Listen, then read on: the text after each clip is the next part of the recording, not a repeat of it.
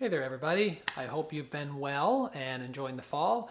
I am taking this moment to start a new four-part series on Suzuki and what it means for us as mature musicians or developing musicians.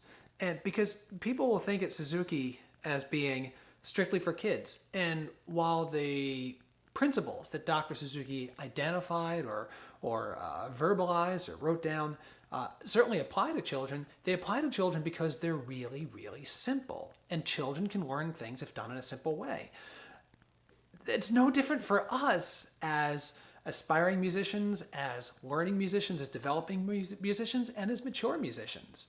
And so this series is really going to explore how do we use some of those principles in our work. And the first thing this video is about, it's really about listening to what is possible. And you might think, well, kind of, duh, okay, I listen to a lot of music. I know what things do. I know what things happen. But the truth is, when we understand what it means to actually listen, to understand what is possible, that's when our whole world opens up. And listening can be something as simple as hearing a piece before you play it so you understand how it all fits together, but it can really be useful in your practicing. And one of the ways that I use that is actually with this great tool, the Voice Memos app on an iPhone. And what a great way to practice for yourself to hear what's possible. And here's what I do. So one of the things I'll do is I will record something. Here I'm working on the John Williams Tuba Concerto for a performance in Japan. And so what I do is I recorded it first under tempo. And I'm going to pop it up so you can listen, so you can hear it. But I recorded it, one of these opening licks under tempo. I think I found about the spot. Let's see.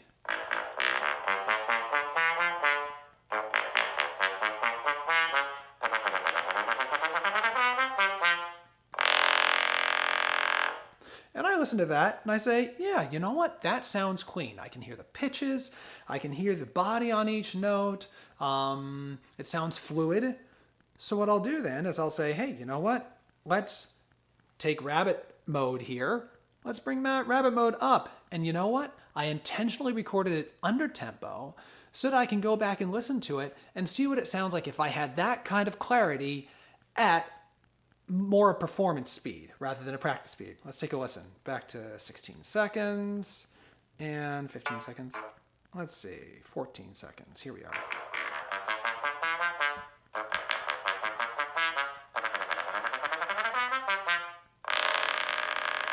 Now, the pedal F just goes all crazy. So you can't rely on that, but you hear the kind of clarity that we have here. And for those that, well, you hear that kind of clarity and I say, if that kind of clarity is possible here, then I want to strive for that clarity on my instrument.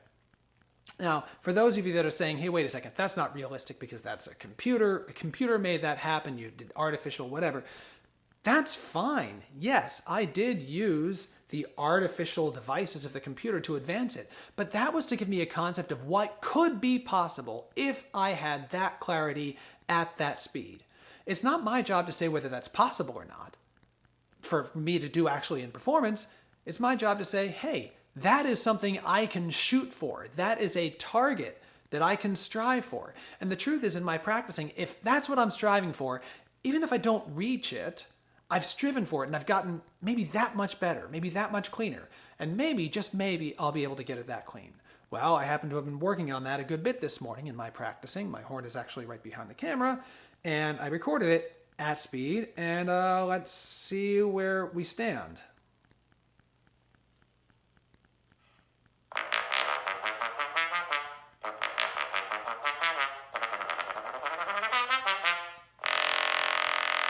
Now, listen, I'll listen one more time because I don't know if the mic picked it up. Let's hear it again.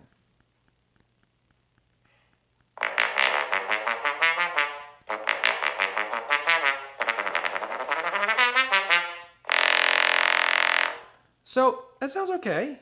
And let's go to the one that I did prior, which is, and we'll pop it up.